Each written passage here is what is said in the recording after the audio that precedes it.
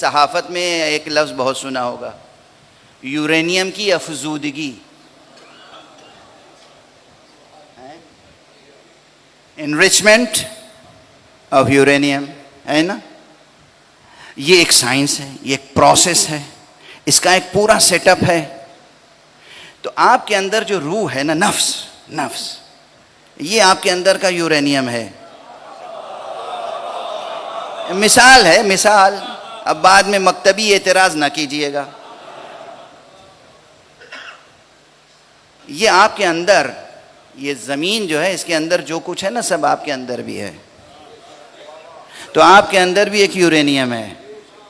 اچھا، یورینیم کی افزودگی سے کیا کیا ہوتا ہے؟ انسانوں کو صرف تباہ کیا جاتا ہے؟ نہیں، یہ ایک اور نامعقول اور ناقابل قبول اور مکروہ اور حرام عمل ہے۔ لیکن یورینیم کی افزودگی کے ساتھ کتنے انسانی مسائل حل ہوتے ہیں، طبی مسائل حل ہوتے ہیں، انسانی ضرورت کی چیزیں، واضح ہے نا؟ ملکوں کی روشنیاں ہیں۔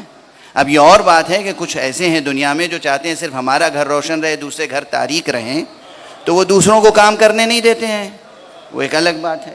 لیکن سمجھ میں آ رہی ہے بات کہ یورینیم کی افزودگی سے کیا کیا ہوتا ہے؟ گھر روشن ہوتا ہے، بیماریاں دور ہوتی ہیں، امراض کا علاج ہوتا ہے، اور طاقت بڑھتی ہے۔ اور جناب والا، یورینیم کی افزودگی سے دشمن بھی اگر واقعاً ہلاکت کا مستحق ہے تو ہلاک بھی کیا جا سکتا ہے۔ ٹھیک ہے نا؟ اور خدا کی قسم ہمارے یہاں تو نہ جانے کتنے صرف ایک نعرہ حیدری سے ہلاک ہو جاتے ہیں۔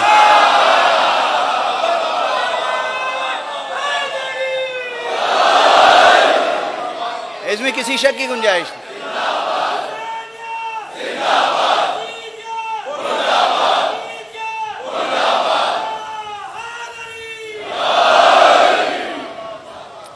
یہ آپ کے وجود کے اندر آپ کا نفس جو ہے، اسے مثال کے طور پہ سمجھیں، یہ ہے اس کی افزودگی۔ جیسے جیسے اس کی افزودگی ہوگی، انریچمنٹ ہوگا، ویسے ویسے ظلمتیں کم ہوتی چلی جائیں گی اور نورانیت بڑھتی چلی جائے گی۔ ایک سفر ہے جو اخراج من الظلمات الی النور، یہ ظلمتوں سے نور کی طرف نکلتے جا رہے ہیں۔ اب بس اس سے زیادہ شاید اب میری طاقت آواز ساتھ نہ دے، قبل اس کے کہ آواز بالکل ساتھ نہ دے، تو بس ایک اجمالی بحث، ایک اجمالی جملہ کہہ دوں، اسی میں تمام فضائل بھی ہیں اور اسی میں تمام درس بھی ہے۔ جب نفس اتنا قوی ہو جائے تو یہ نفس ایسا ہوتا ہے جو صاحب نفس ہو۔ اسی لیے علماء جو ریاضت کرتے ہیں، جو صحبت قرآن میں اور زیر سایہ تربیت معصوم اپنے نفس کی تربیت کرتے ہیں، وہ ایک بسم اللہ سے کار کن فیکون انجام دیتے ہیں۔ کوئی بیمار آ گیا، ہاتھ رکھا سر پہ، دعا پڑھی، شفا یاب ہو گیا۔ کسی کے پاس اولاد نہیں ہے، اس کے لیے دعا کر دی، اللہ نے اولاد دے دی۔ کسی کے پاس روزی نہیں ہے، دعا کر دی، اس کا روزگار لگ گیا۔ کسی کے پاس گھر نہیں ہے، دعا کر دی، گھر مل گیا۔ یہ آپ روزانہ دیکھتے ہیں اپنی نگاہوں سے۔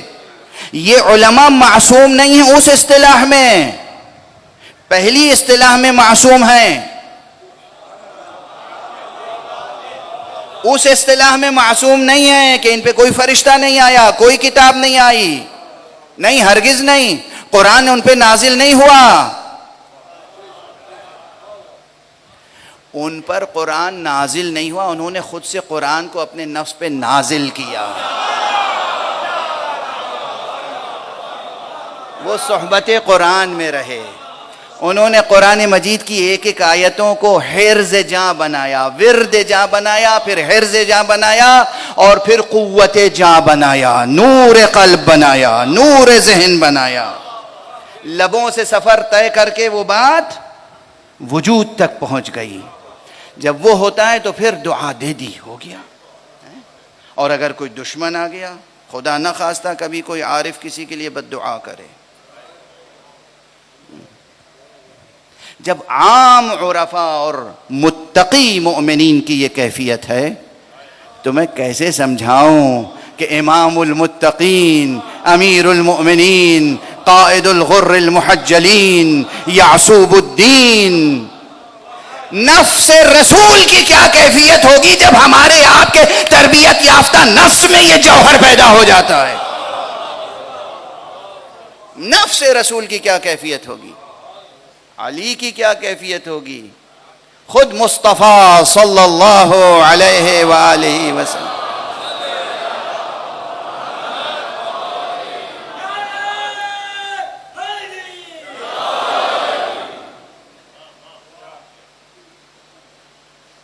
اس گفتگو کو یہیں روک لیتا ہوں، وقت گزر گیا، اس سے زیادہ طاقت نہیں ہے جسم میں کہ گزارش کروں، یہیں روک لیتا ہوں۔ ان کا نفس نفیس محتاج بھی نہیں تھا کہ انریچمنٹ کے پروسیس سے گزرے، یہ سب ہمارے لیے ہے، یہ جو پروسیس ہے نفس کے انریچمنٹ کا یہ ہمارے لیے ہے، عام انسان کے لیے۔ یہ معصومی اللہ کی حجتیں ہیں۔ اب تصور کیجئے، بغیر مصائب پڑھے ہوئے آنکھوں سے آنسو بہتے ہیں اور سر و سینہ پیٹنے کا دل چاہتا ہے انسان کا، جو اس پروسیس سے گزرنے کے محتاج نہ تھے، صرف ہمیں پروسیس سے گزرنے کا طریقہ سکھانے کے لیے مصیبتوں پہ مصیبتیں برداشت کرتے رہے۔ کیا احسان ہے، انسانیت پر کیا احسان ہے، غور فرمانے آپ، توجہ ہے اس حقیقت کی طرف۔